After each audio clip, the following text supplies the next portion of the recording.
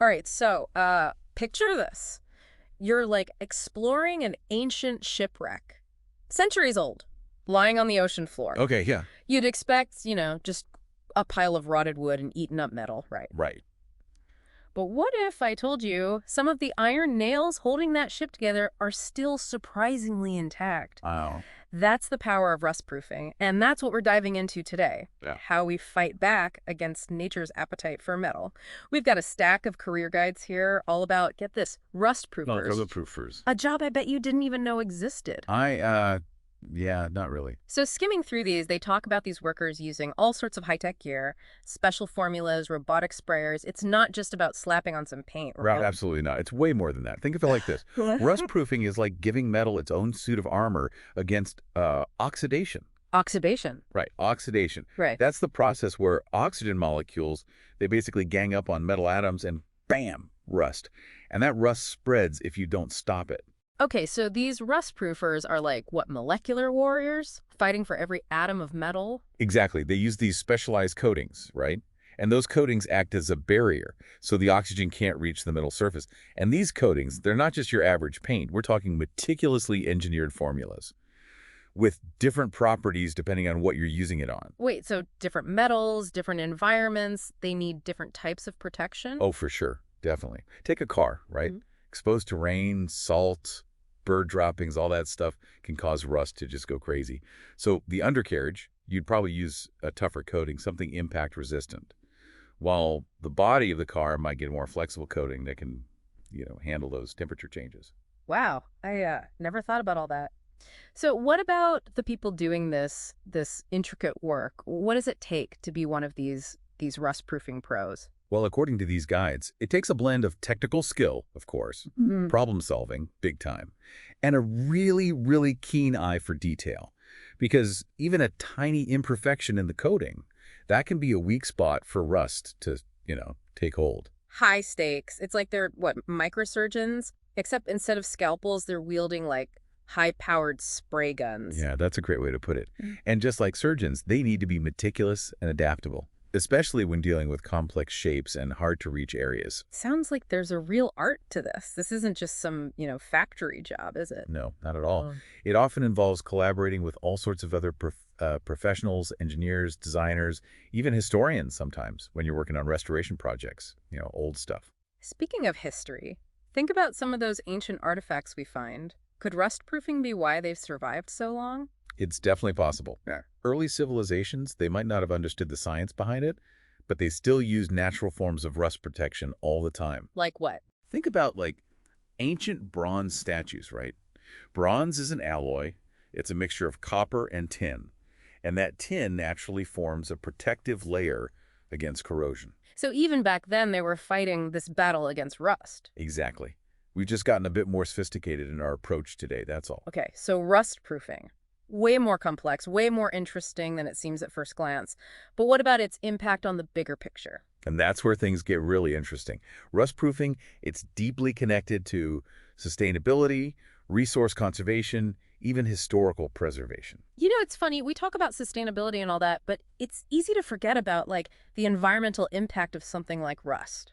Yeah, it's true. We don't think about it much. Right. But rust, it's basically eating away at our resources. What do you mean by that? Well, think about it. Every time something rusts, you got to replace it. Right. More raw materials, more energy to make the new thing, and then there's the waste from the old thing. It's a whole cycle. And rust-proofing, it breaks that cycle. Exactly. If you protect those metal structures, those products, they last way longer, which means fewer resources used, less waste overall. That makes a lot of sense. Any idea how much of an impact we're talking? Like on a global scale? Rust-proofing saving the world, are we? Well, get this. It's estimated that corrosion costs the global economy trillions, with a T, dollars every year. Trillions! No way! Really? Yeah, trillions. That includes everything. Replacing stuff that's rusted away, the work that gets lost when equipment breaks down, the whole deal. It's huge. Wow. Okay, so rust-proofing, it's not just about saving metal then. It's about saving money, saving resources, the whole shebang. Exactly. And as we try to, move towards a more sustainable future, rust-proofing It's only going to get more important. So Rustproofers, the unsung heroes of the sustainability movement. I like that. Right. And it's not even just about protecting new stuff. It's about taking care of what we already have, too. Like with historical preservation. Exactly. Think about those iconic structures around the world. Hmm. Bridges, monuments, those old buildings. Lots of metal there. And rust, it never sleeps. So how do you even begin to rust-proof something as massive as, I don't know, the Eiffel Tower? That's where it gets really interesting. They use a mix of those old school techniques and then, like, the latest technology. What kind of technology? Well, there's this thing called laser cleaning, right? They use powerful lasers and they blast away the rust, old coatings, all that, without messing up the metal underneath. Super precise, super efficient. Lasers shooting rust off the Eiffel Tower. That's wild. Right. It's like something out of a movie. And then you've got things like self-healing coatings. They're still in development, but they're really promising. Self-healing coatings, what are those? Imagine a coating that can, like, fix itself if it gets a scratch or something. Oh, wow. So it's like having a built-in rust proofer right there in the material. That's mind-blowing. So we're not just, getting better at fighting rust. We're coming up with entirely new ways to do it. Exactly. And it's not all fancy technology. These guys, they really stress how important it is to be adaptable, to be a problem solver in this line of work. I can see why. Every job's got to be different, right? Different metals, different environments. For sure. A good rust proofer, they got to be part detective, part scientist, part artist, It's making me think rust proofing is a lot like archaeology in a way. How so? Like you're uncovering these hidden layers, preserving the past, making sure it lasts. Oh, I like that. Yeah. Yeah, and just like archaeology, it's a field with tons of surprises, Yeah. You never know what you're going to find. Speaking of surprises, these career guides have been awesome. Really interesting stuff. Anything else about rust proofing we should cover? Well, we've talked about what it is, why it matters, but I think to really get it, we got to talk about where we find rust proofing at work. Okay, I'm intrigued. Where else does rust proofing pop up? What am I missing in my everyday life? Let's just say rust proofing's reach. It goes way beyond bridges and buildings. It's everywhere, even if we don't realize it. All right, so you were about to blow my mind with all the places we find rust proofing, like hidden in plain sight. Lay it on me. Okay, so think about your kitchen.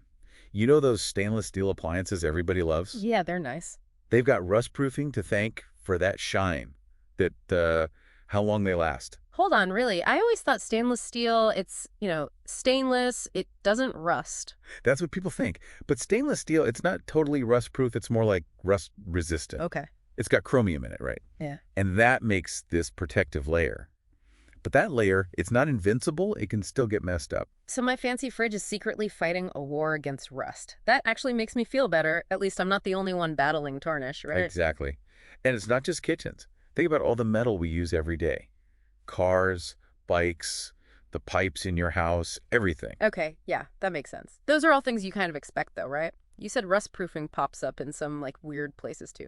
Oh yeah, definitely. Let's talk renewable energy for a second. Those giant wind turbines, the ones you see all over the place It's now. very hard to miss them. Those things, especially the blades, they're out there facing the worst of it. Rain, lightning, crazy temperatures. Makes sense. Rust proofing, that's what keeps them spinning, keeps them making clean energy. Wow, never thought about that. So rust proofing's what? Helping fight climate change now? You got it. And here's another one that might surprise you. Medical implants.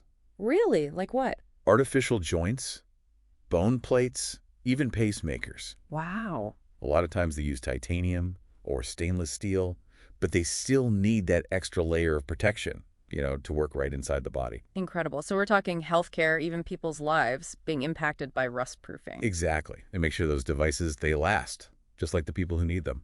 We started out thinking about rusty bikes and old bridges, and now it's like rust proofing is everywhere. Right. It just goes to show you the most ordinary things, they can have this whole world of complexity, innovation behind them. Totally. And we should all take a second to appreciate those rust proofers out there, working hard behind the scenes to keep everything running. Absolutely.